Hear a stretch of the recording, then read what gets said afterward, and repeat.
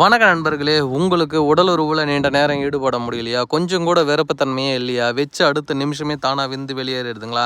இதுக்கெல்லாம் காரணம் சிறு வயதில் நான் ரொம்ப நாள் கைப்பழக்கம் விடாமல் பண்ணிட்டு இருந்தது தாங்க அப்படின்னு சொல்லி ஃபீல் பண்ணுறீங்களா? கவலையே வேணாம். நீங்கள் எந்த தப்பு பண்ணியிருந்தாலும் சரி, கவலையே வேணாம்.